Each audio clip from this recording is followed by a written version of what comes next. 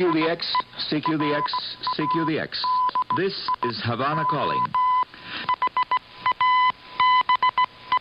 CQDX, CQDX, CQDX. This is Radio Havana calling all shortwave listeners and radio amateurs. Welcome to...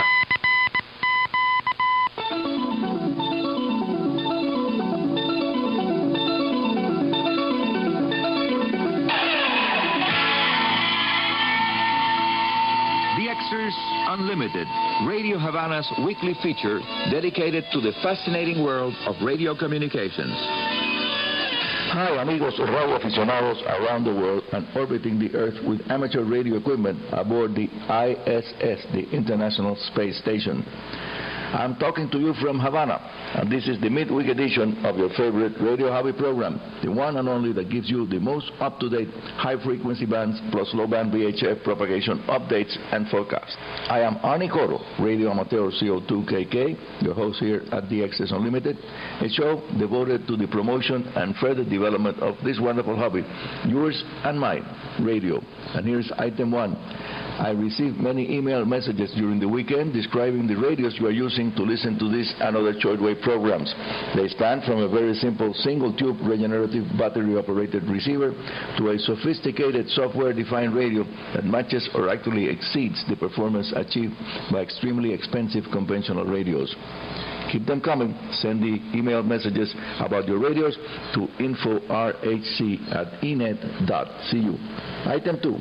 After finding out in actual practice that Solar Cycle 23 was the longest lasting one in around 100 years, solar scientists then arrived to the conclusion that Solar Cycle 24, the present one, would be the worst in many, many years, and they were right. As a matter of fact, the peak mean sunspot number initially expected was barely 75 sunspots. So, many of us, way back in the year 2009, started to prepare for much lower solar activity to last for a long, long time. Item 3. DRM, Digital Radio Mondiale broadcasts, are surely doing a lot of harm to the reception of regular standard AM double sideband plus full carrier A3 mode international shortwave broadcast transmissions. The apparent reason for the such bad interference that is happening from DRM broadcast can be traced to poorly adjusted transmitters that are presently used for DRM transmissions.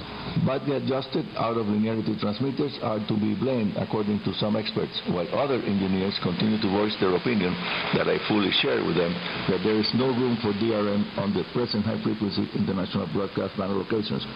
This has led to several chief engineers at stations that are presently suffering from interference from DRM broadcast, asking for those DRM broadcast transmissions to be placed on a specially agreed upon segment of the assigned international broadcast bands, effectively giving them a sub-band, something that, in my opinion, may prove to be a very wise move and solve the problem. DRM, Digital Radio Mondiale, continues to be heard by only a very few number of people, small number of listeners around the world, because low-cost practical receivers for DRM are still practically non-existent. But this may change in the not-too-distant future. Now, in the advanced design and field testing stages, we are seeing some radios that will soon come out from India. That's going to be the source, apparently, for DRM receivers that are affordable. Your comments about DRM broadcast are invited, amigos. Just take a little time to send me your opinion about DRM to info.rhc@enet.cu, or via airmail, send a postcard to Arnie Coro, Radio Havana, Cuba, Havana, Cuba. Now stay tuned or connected to our worldwide web source for more radio hobby-related information, coming to you from sunny, beautiful La Habana, Cuba, where we're enjoying fine spring weather. I'll be back in a moment after a short break.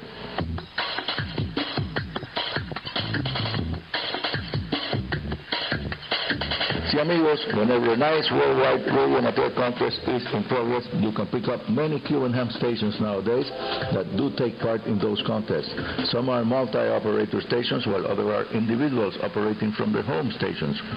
During the CQ Radio Amateur Magazine Worldwide WPX contest, the prefixes contest that takes place every year, there's a lot of activity with sometimes more than 200 countries on the air active with the most rare call signs that you can imagine. In the case case of this contest, WPX, or prefix contest, what the winners will achieve is working the greatest number of station prefixes, as those are the multipliers required to win the contest. Be on the lookout during your local evening hours on the 160, 80, and 40-meter bands, and possibly also on 20 meters, whenever a big ham radio contest is in progress. During the local daylight hours, the active bands for DXing are going to be 20, 15, and 10 meters. But with the present extremely low level of solar activity, 10 meters and 15 meters activity may be just not too good, may be partially open to some areas or closed down at all, as if it were just another pair of VHF bands. Operating during amateur radio contests is always a challenge, and it's one of the more than 93 different ways that you and I may enjoy this wonderful hobby that goes by the name of radio. And now, item 5, more ham radio software available free of charge at absolutely no cost to you, thanks to ham operators that make their programs freely available for the benefit of the amateurs worldwide. Among them, I repeat here, the excellent propagation forecasting and nowcasting program by W6EL, Sheldon C. Challen, who wrote it right back in the year 2001, and then very kindly make it freeware.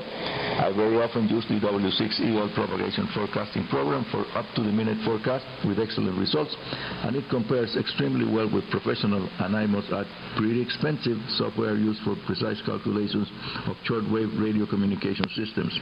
W6EL's program is very easy to use and works on many operating systems, but so far I have not seen a Linux version for it. In case you don't find W6EL's propagation software on the internet, just send me an email and I will be very happy to send you the .zip compressed file. Send your request to info.rhc@enet.cu, and sorry amigos, there is no practical way at the moment for me to send the software by other means than as an email attachment. And now the next item of the Access Unlimited middle of the week edition, the antenna topic section, an answer to a problem that a Cuban radio amateur, CM2KW, is facing with his G5RB antenna for the 80 to 10 meter amateur bands. Arnie Jr., my elder son, call sign CM2KW, called on the phone as he was having problems with the G5RB multi-band bipole. And we soon found out that his antenna tuners capacitors were arcing between the rotors and starter plates when trying to operate on 40 meters. The problem only happened on the band, on 47 megahertz, and the automatic power shutdown of his recycled Jesu FT80 would trip very often in the middle of a QSO due to the high standing wave ratio. After reviewing the setup at his station, I recommended that he change the length of the open wire line feeding the G5RB antenna, and also that on the 40 meter band he used a 1-to-1 balance to unbalanced transformer balloon instead of the 4-to-1 he was using. It seems like the impedance transformation done by the open wire line was making the antenna tuner's job a very difficult one. Once Arnie Jr. changed the balloon, the problem was finished. Yes, he also had to cut the length of the open wire transmission line.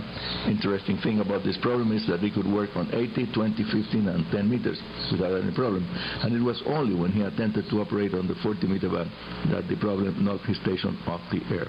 And by the way, in my opinion, a 3-wire fan dipole fed with 400 ohms open wire line and with its legs between 11 and 17 meters long is a much better antenna than the classic G5RB by all standards.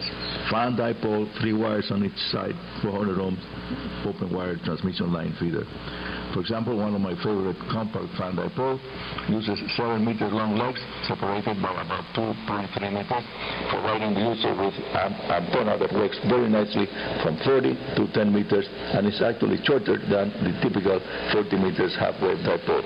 And now, as always, at the end of the program when I'm here in Havana, here's our exclusive and not copyrighted high-frequency plus low-band VHF propagation update and forecast. Solar activity continues to be low, but the number of sunspots has gone up to 40 by Monday. 40 sunspots. That's better than weeks before. I hope to see you all at the weekend edition of the program, and don't forget to take a little time now to send your single reports and your comments, and possibly tell me what type of radio you're using, what type of antenna you're using to receive our program. This was today's VXS Unlimited edition. Send mail to info.rhc@enet.cu or via email to Arnie Coro, Radio Havana, Cuba, Havana, Cuba. And And that's all for today. This is Arnie Coro, Radio Amateur CO2KK, your host here at Radio Havana's DXs Unlimited, saying 73 and very good DX.